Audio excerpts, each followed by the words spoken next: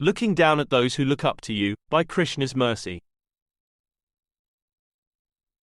बेश बिसद बोलनी मधुर मन कटु करम मलीन तुलसी राम न पाए भय विषय जल mean. Quote, if a person has the dress of a sadhu and speaks sweet words but is bitter and unclean in their mind and deeds, then Tulsi says they have no prayer of attaining Shri Rama, as they are like the fish stuck in the dark ocean of material sense objects. Dohavali, 153. Can you answer me something? How are we supposed to respect some of these spiritual leaders? Before we even get into the exposed incidents, the damage to the reputation, the skeletons in the closet, there is just this general attitude that they exude. I think the best way to describe it is arrogance. To me, a saintly person should be the embodiment of compassion and kindness. They should be able to tolerate criticism traveling in their direction. They should understand the difficulties that the average person faces. They should empathize with the real struggles that people have. But nope. These leaders are always the biggest jerks in the room. No matter where they go, no matter what else is going on, they are just so pompous in their ways.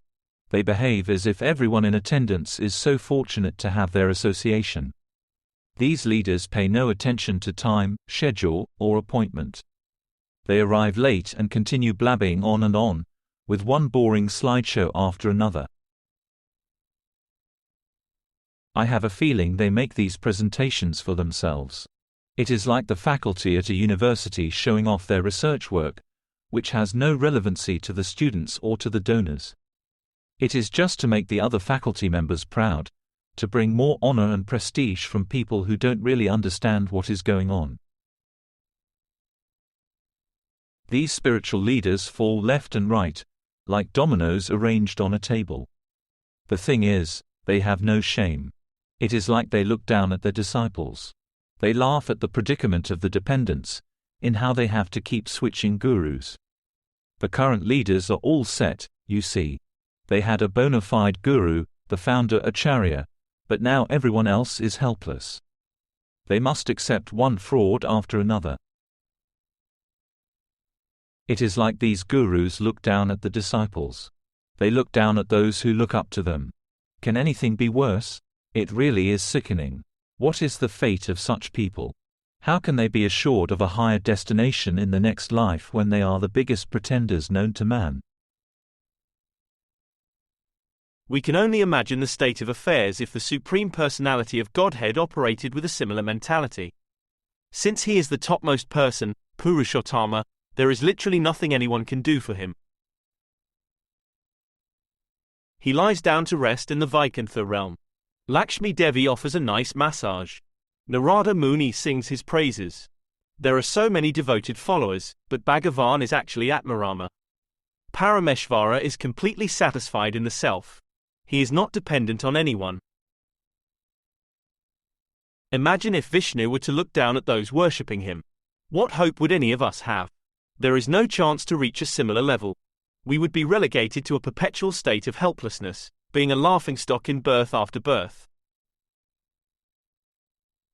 Fortunately, that is not the case. The Supreme Lord recognizes, remembers, and glorifies even a single deed done in his honor.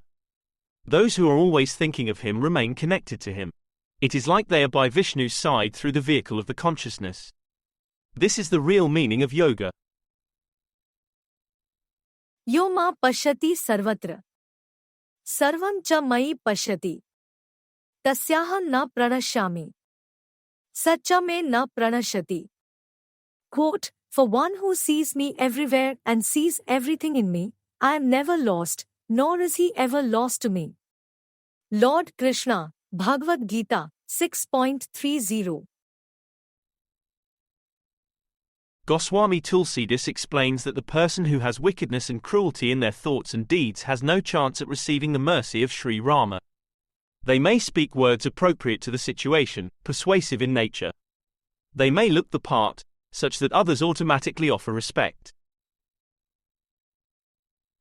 But since they are pretending, since they are exploiting others, since they are actually against Shri Rama, where is the hope? The sun, the moon, the stars, the clouds, and the elements of nature are more forgiving. The sun rises and distributes its heat and light no matter the viewpoint of the population. Whether someone worships or not. Whether they are a man or an animal.